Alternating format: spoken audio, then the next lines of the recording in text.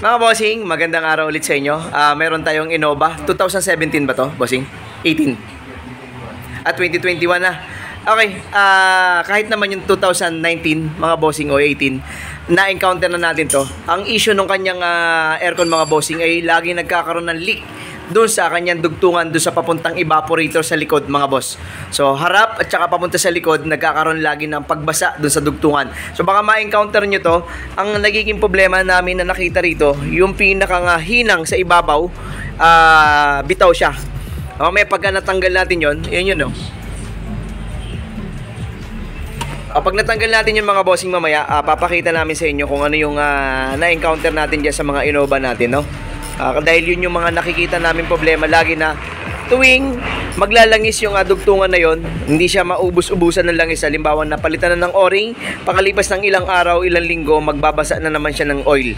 So, hindi siya normal pagka nagbabasa ng ganun dahil unang-una, pag nagbasa ang dugtungan ng langis, meron siyang leak dahil magkasama yung freon o yung refrigerant natin na dadaloy, kaya pagka may leak ang isang dugtungan, magbabasa ng langis, no? So, pagka naibaba natin yun, papakita namin sa inyo kung alin yung nagiging problema ron. So, baka ma-encounter nyo lang dito sa mga Innova, same ng model ng mga ganito, mga bossing, yung position ng mga pipe natin, yan yun. So, titingnan natin mamaya kung kaya naming i-pressure test at lalabas yung leak, mas mainam sana para makita natin, no? Pero ang problema kasi low side yun, so hindi siya ganun kalakas magbigay ng leak. Pero yung isang linggo, 2 linggo mo, pwede niyang mabawasan yung freon mo. O, pababa muna natin yung mga bossing. Ito na, mga bossing, yung ating pipe. Ito yung suction natin sa kayong hotline papunta sa evaporator. Papunta sa likod to, mga boss. Itong dalawa, ito yung suction papuntang likod. Hotline papuntang likod. Ito yung harapan natin. Okay, dito yan lagi naglalangis. Basta mapansin nyo yan dito, mga bossing. Yan, hanggang dito. Yun, may mga nasa taas pa na hindi natatanggal na langis. Dito yan lagi nagkakaroon ng trouble. Okay, so meron yan ditong hinang sa ibabaw. Pero wag lang, mga bossing, na may crack itong labi nitong ating pinakang fittings na to, no? Pero bihira naman siya magkaroon ng problema doon. Nakita talaga namin sa na-encounter namin mga Innova, yung pagkakahinang dyan. Medyo malasado ng konti. Ewan kung bakit. Nakailang Innova na kaming ganito. Okay, papadaanan lang natin ang hinang. Pero gusto ko sana nga ma-pressure test muna. Tingnan natin kung may pambara tayo dito, para malagyan natin ng pressure, para makita natin kung talaga meron, no? Testingin natin kung meron tayo nun. Mga bossing, nalagyan ko ng takip. So, linisan ko muna para mawala yung mga grasa-grasa o yung mga langis-langis, mga bossing, na nilikha nung ating leak na yun, no?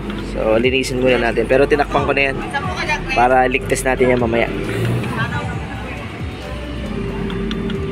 Para makita natin, bare mo, eksaktong makita natin ng dalawa nating mata. Kasi yung nakaraan, mga bossing, may video kami nun, hindi lang namin na post dahil nawala, na erase na yata. Pero may video kami nung singaw na lumalabas dito sa ating dugtungan na to, no? Mga bossing, ito, nilagyan natin to ng pressure para mas makita natin. Meron akong nilagyan na 200, walang 200 PSI pala, mga bossing, ngayon, no? Tapos, napakaliit lang nito. Makikita naman siguro dito. Pansinin nyo ito, mga bossing, ha. Yun. Nakita nyo ba yun? Yun nakikita ko. Ayun, oh.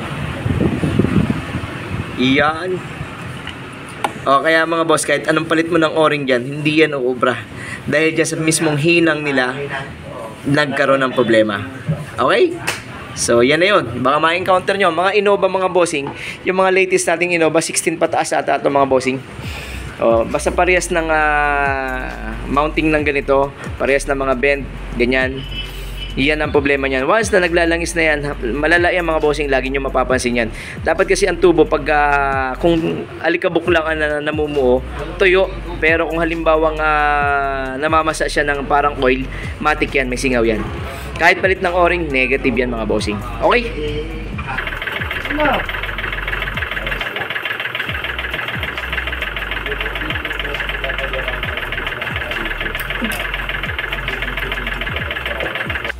Okay, mga bossing, nahinan ko na. Check na natin kung meron tayong makikitang leak. May mga bula-bula naman yung aking tubig, nakakasar. Okay, same, 200 PSI. Tingnan natin. Kasi kanina makikita talaga natin nagbabubbles.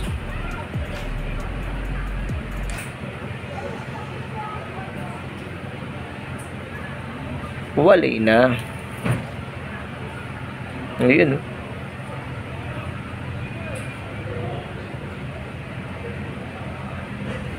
Okay.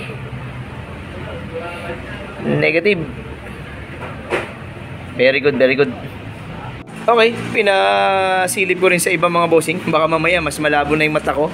Pero kanina talaga totally may nakikita tayong nagbabubbles doon. Pero ngayon okay na. Pero pinadouble check ko sa kanila. Baka mas malinaw yung mata nila kaysa sa akin. Okay, so yun lang. Innova natin to mga bossing. Ito yan, itong year model na ganito. Okay, tingnan nyo kung may mga ganyan kayong senaryo sa inyong mga Innova na hindi nawawala ng langis lagi yung dugtungan na papunta ron. Okay, yun yung expansion valve natin mga bossing. Okay, yung dalawang linya pababa, ayun yun. Oh, yan na yun baka lang makakatulong sa inyo mga bossing sa mga naglalangis ng ganyan. Kahit anong palit ng o-ring nyo, hindi yan uobra. Okay.